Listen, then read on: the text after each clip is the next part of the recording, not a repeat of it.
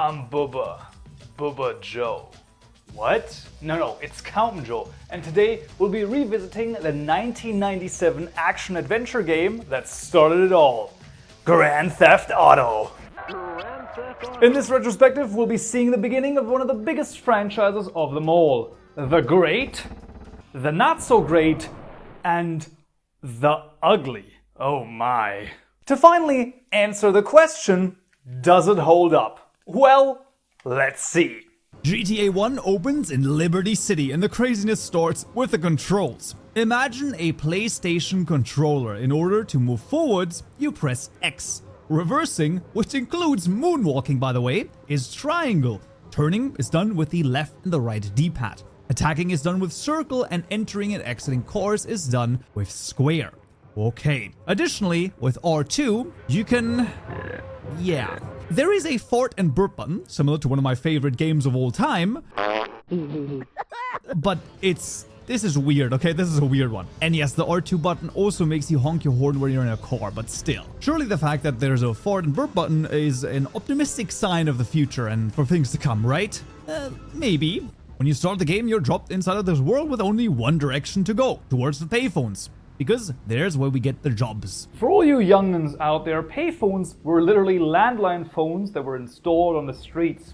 You could just put a quarter in and you could call someone while you were out and about. Yes, there was a time before the smartphone. I know. Shudder to think. Oh, the horror. Yeah. Once we collect a mission, a yellow arrow appears pointing us directly towards where to go. Now this is not always helpful because, like I said, it points directly to where you need to go. While, obviously, you can't drive across the water. And don't worry, I have tried. Driving cars is interesting. They can get very fast, and as you're driving super fast, the camera starts to zoom out a bit to reveal more of the map. At super high speeds, this does not help in the slightest. Yeah. However, we also do get some awesome moments like this. Okay, I didn't expect that, and that was absolutely awesome. Well, listen, the game definitely lacks a map. When buying the game back in the day, you would have 100% gotten a map within the game's manual, but I don't know, well, retro problems require modern solutions. Enter MapGenie.io. It has an interactive map with everything. It is super useful and you really need it if you want to learn the map layout a bit faster. On my first attempt at this game, I got wasted way too fast and way too often. At the top right corner, we can see our points. 3x means that we have 3 lives. And the 1x below that is our points multiplier. This one is going to be very important in just a bit. Now, I try to do some missions, but I end up in the river. Like I said, I try to drive over water, doesn't work. I then stayed in a truck with an explosive inside of it. Probably the wrong idea. We then used the wrong lane on the broken bridge, oops, and finally I also just jumped into the water. Now this ends the game and had me restart the entire level basically. Now I do get the hang of the controls a little bit more as I continue to play, but I was not feeling this game in my first sort of time playing. Some of the missions had extremely strange and unforgiving time limits, and I kept getting stuck on traffic lights. They are the bane of my existence. They're 3 pixels wide, and how do I hit them all the freaking time? How is this possible? Well, regardless of that, in one of the missions, we had to deliver a cab to a crane. I actually did some of the missions once I carefully started reading the texts. Crazy how that works, right? You read what you have to do, and all of a sudden, you can probably do it. Yeah, okay. When finishing that mission, we also had to waste a guy, and listen, I was live streaming this, so I think this part explains it well. Where is he? What the fuck? What do you mean? He was 3 pixels on the screen, bro. How am I supposed to do anything? What are you talking about? Yeah. So we die again. I retry the port and I still don't get him. And I'm majorly frustrated at this point. So I just ended right there. But then we finally get the hang of it. Which means I started using save states. Listen to me. I will do a full evaluation on this later. But the game took me around 10 hours to play, and this would have easily been double, if not triple, if I didn't use save states. Listen, some missions and moments were extremely hard, and honestly, I don't think I would have made it through the entire game with some of the sheer stupidity of the things that were happening, okay? So, I don't know. Either I'm just horrible, or sometimes the NPCs just got the luckiest shots ever. Like, listen, I will defend my use of save states No, listen, no. No, listen. I will defend it, okay? I don't have a problem. I'm not a safe state addict, okay? I don't have a problem. I swear. Like I said, my first time playing this game, I didn't understand what was going on, right? I thought I would get a Grand Theft Auto game. But no, this is GTA 1, okay? This is a bit of a different story. Yeah, save states also help. But regardless of that, after finishing all of the missions from the basic payphones, we are then left loose on just find missions wherever. Now, I'm not a fan of this at all. Yes, at the top left corner, there's a pager that sometimes gives you some hints. Like, hey, there's a car in the middle of, New Jersey, and just go there. I still don't like it. In my opinion, it's not good design. Especially with the size of the map, it is hard to know where to get missions from. Usually, when you see a parked car somewhere, that is a mission, right? So, okay, I use that to my advantage. The great part as well is once we collect $1 million or points in the first level over here, they turn red and we get an indicator that we're done. A red arrow appears, which we can use to end this level. And once we visit it... Hey, Aruzo, I got a warning for you from Bald Man Sonetti. Cross him again, I'll stick a gun up your ass and blow your f***ing eyeballs out. Capiche? Some interesting cutscenes right here, but okay. We then continue within the same city, but a different mission and different collectibles. I'll say this, most of the missions in GTA 1 are a bit lackluster. They all get a little bit of a different flavor text, but they're almost all the same 4 different jobs, basically. Get the car from here to there, move it to a garage, get a new paint job, get this guy, explode this thing. It is a very arcadey game. It just is the case. Now, there sometimes are a bit more exciting missions, like when we had to steal a cop car and then immediately get 4 cops, which is sort of the equivalent of stores in the modern games.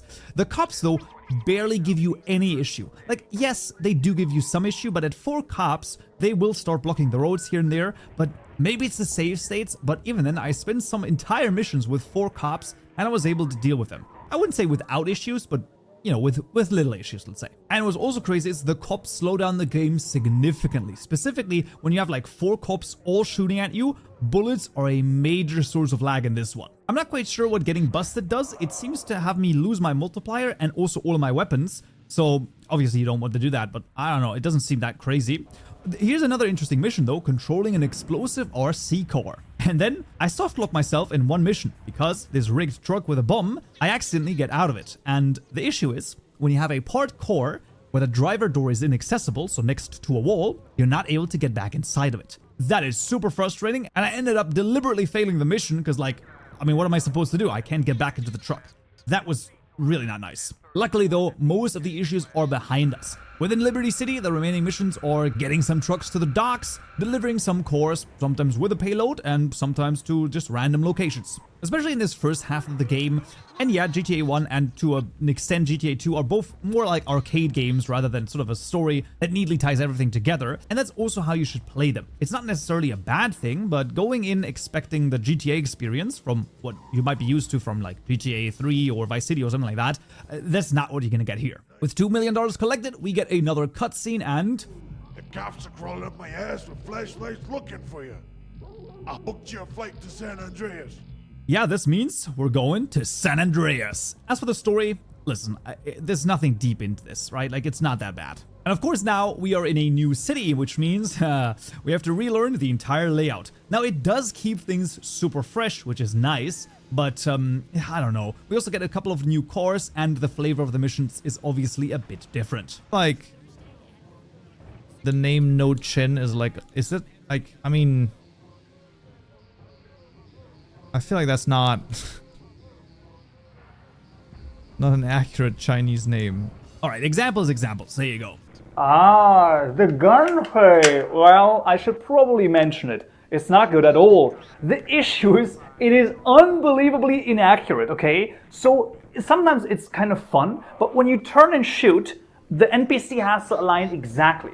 And NPCs, of course, have immaculate accuracy. It's crazy. You are bound to die a lot of times. Well, and then another example.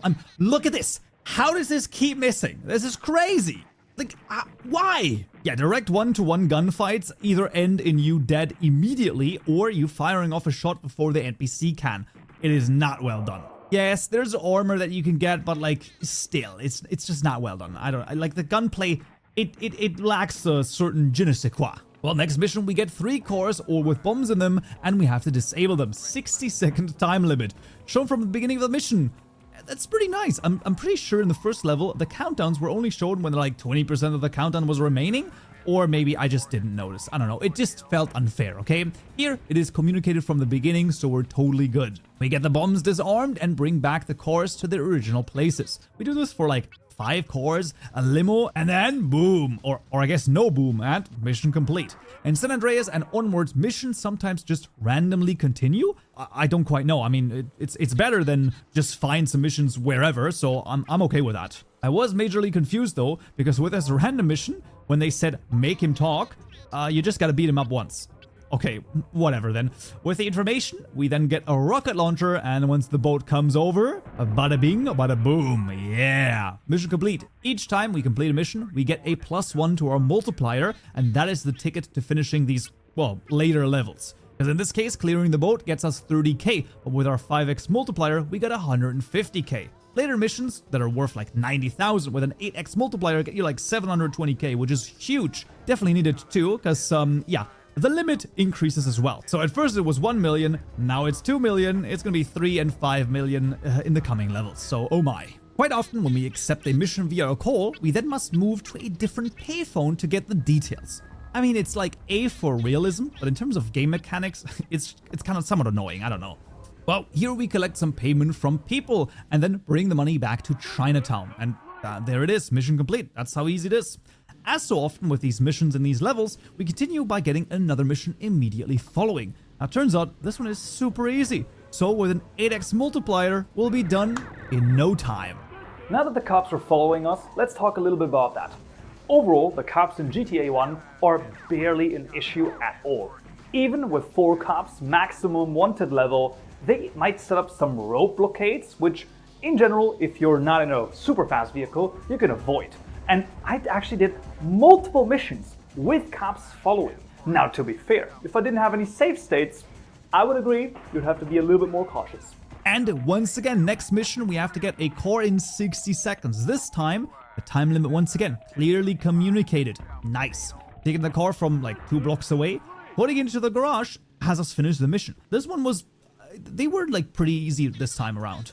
Surely this is going to continue, right? Not quite. But regardless, another one starts immediately after, and we have to get a car and repaint it within 2 minutes this time. After repainting, the cops are no longer on our ass, but the timer does continue. Luckily, this is a very fast car. Like a very fast car. And boom, done. And this almost gets us to 2 million, but another mission starts immediately. Alright, well, let's go for it, man. We wait for a guy to arrive with a car, and then have to play getaway driver for a bank heist. Obviously, after that, the cops are following us, but like I said, they don't give us that much trouble, so I don't know, that's pretty good. Also, I've learned the San Andreas geography well enough so that I know my way around. Maybe. Completing this mission gets us 2 mil, and we can go meet Uncle Fu. We are building a crime syndicate of extraordinary magnitude.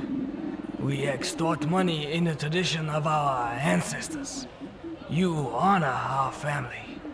You have our gratitude. Well, next up, Tequila Slammers, also in San Andreas. Overall, well, some of the flavor text is different, but in general, the missions come down to this. Steal this car, plant a bomb in it, get it repainted, kill the guy in a car, kill the guy on the street, so on and so forth. Especially starting level 4, you really feel the nature of the arcade game that it is. Now, don't get me wrong, I have come to appreciate it more as I have been playing.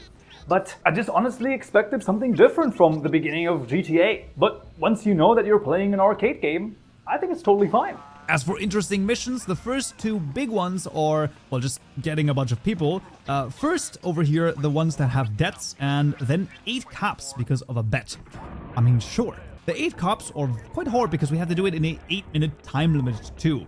With a bit of reloading and save state management, sorry, yeah, I do manage to do it though. Now this is one of the missions where the police actually do make a difference, because at some point my car gets so damaged, so much just breathing on it makes it explode. Oh boy.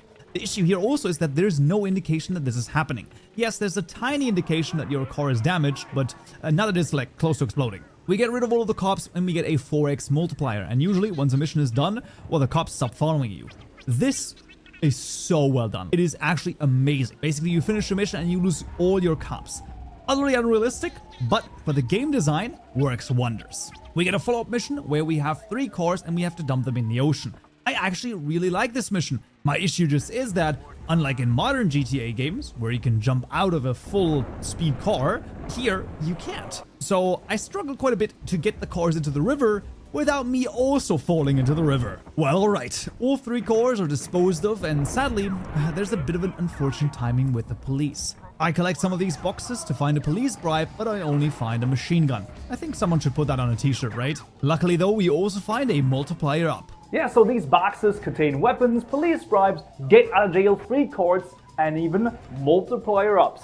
Now those are going to be insanely useful, and I will hunt for them towards the last level. So that's going to be interesting to see.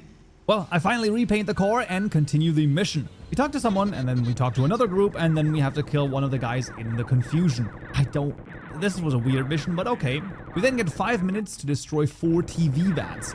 This, for example, has some variety built into it. But then again, most of the time it just feels like many missions that are just disconnected tasks. They're fun tasks, no doubt about that, but still sort of disconnected. We blow up all 4 vans, and I see that we actually need 3 million cash this time, not 2 million. Okay.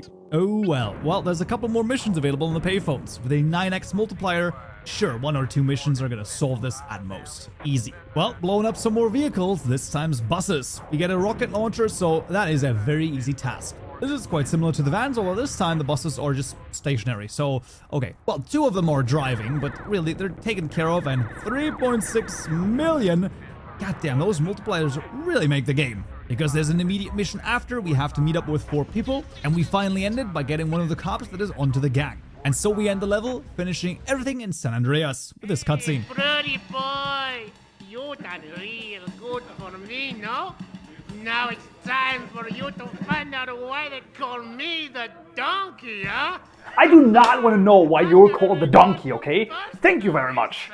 Alright, anyway, moving on to Vice City. New city, new map to learn, and slightly new feel to everything. Also, take your sunscreen with you, oh my. Right, we'll be skipping most of the missions over here because most of them are very similar. So overall, the 4th mission here is quite interesting because we have to tail a car, which is way harder than it looks. Especially if you have 4 cops following you. Yeah, the wanted level really does not help over here.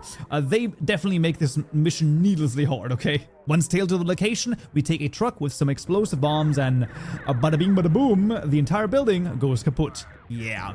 One through line in GTA 1 is the bomb shops. Okay, they add a bomb to your car. I mean, that's a crazy thing, but okay, we'll be seeing this in GTA 2 as well, which is also crazy, but sure. We then get one of the crazier missions. We have to get a guy before he answers the phone. Then take the phone call ourselves because that's his wife calling. We then have to get to her. However, she's at a train station. Now, here's where the pseudo 3D of this game comes into play.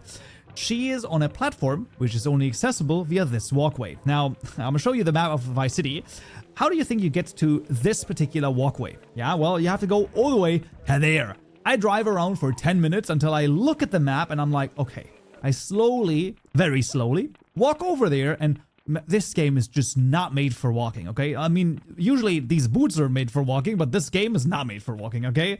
It's really, the game is just not made for walking. We get to her, deliver the message, you know, it's a lead message, and yeah, this is definitely one of the more frustrating levels, just because of the layout. The arrow just points to her, and even though you have to do a friggin' journey across half the city, I don't know, it's just kind of annoying. We steal 2 limousines, deliver a bunch of, you know, happy pills or flowers. I'm not quite sure which. Okay, let's be honest. This is 90s Florida. This is 100% specialty flower.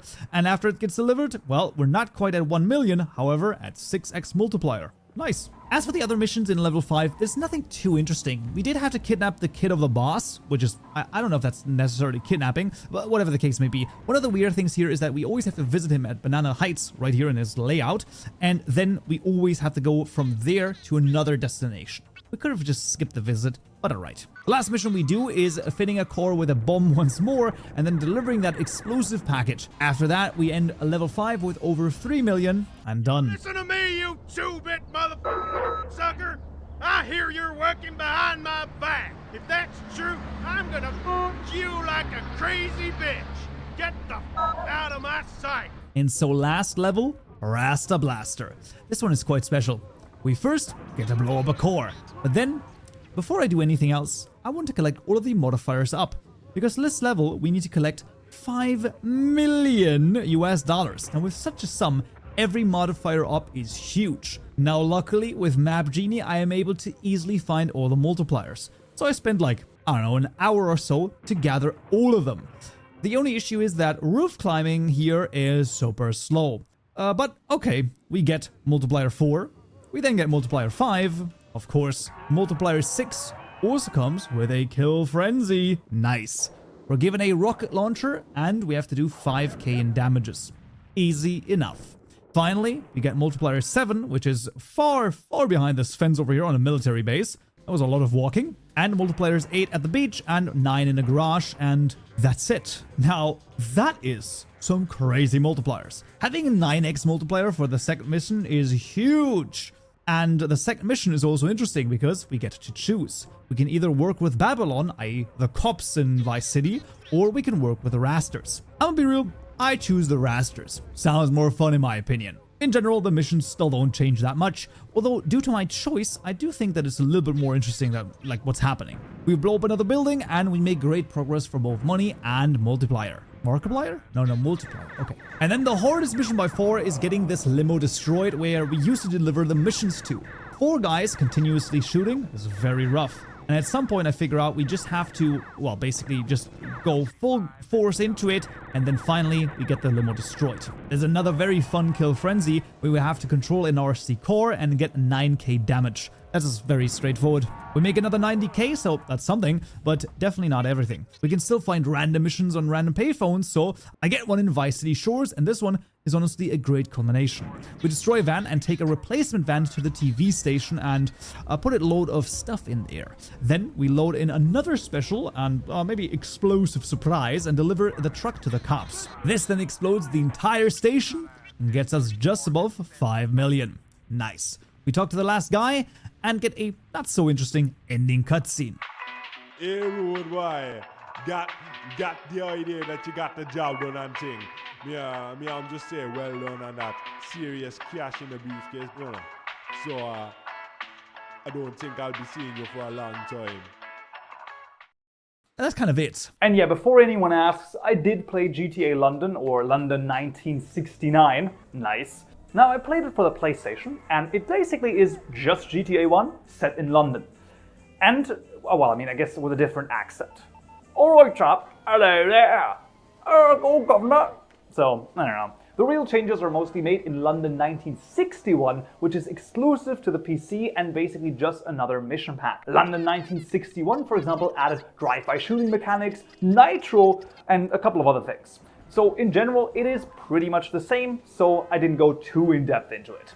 One thing that is quite cool to say over here for GTA London is that you can drive over Tower Bridge. That's pretty cool. You can also visit Parliament, Big Ben, having these iconic locations, it is kind of fun. But it just doesn't innovate enough on the formula, in my opinion, to be anything noteworthy. So, I don't know. I just ended up having some fun in a tank in GTA London.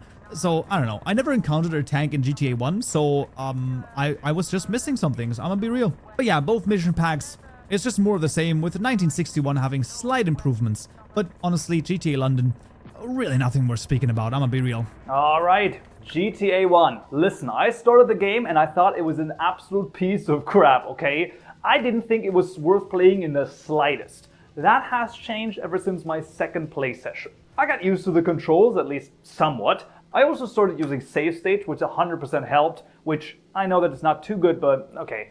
But to be fair though, without those, I don't know if I would have been as positive about the game. There were certain moments in this game where RNGesus was just like, no, you're just gonna die. I am not the biggest fan of that. Regardless though, I went into this expecting Grand Theft Auto, and what I got was Grand Theft Auto, if it was 2D, had no story and felt like an arcade game. Can I imagine this was like peak in 1997? 100%. The almost 3D look to the city and the game, which it does feel 3D in some capacities, It is really impressive, and the actual 3D-ness of the game looks freaking awesome, and in 1997 I would have loved this game, right? I just didn't expect that, but it was really cool to see. The missions are slightly repetitive, but at no point did I feel like it was a chore. Overall, there was always something interesting to do. Switching cities is interesting, and I'm in two minds about it. At the end of the day, when you learn the layout of a city and then get thrown to a completely new one and you have to memorize that, I don't know, it has positives and negatives, right? It keeps the game fresh, but also you have to relearn everything. I don't know. Overall though, GTA 1 can definitely still be played today. If you go into this that it's a hard game, and to you is the one or other save state here or there, knowing that it's an arcade game and it doesn't have a huge storyline, I think you could really enjoy yourself. I can give it about a 6.5 out of 10, okay? I can see how groundbreaking the game is back in the day. The maps are huge, it is fun, and especially looking at it from today's lens, it's one of the greatest games of all time. I feel like that's a bit of a stretch in my opinion. But back in the day, I can totally see it. After playing it, mission complete. Awesome. Well, now that GTA 1 is done, wait, okay. Hello? Yes, sure. Of course. Alright then. Well, I guess this is one way to know it. Next up, Grand Theft Auto 2 awaits us. So that's what you're going to see next time right here as soon as it's out. Until then, so yeah.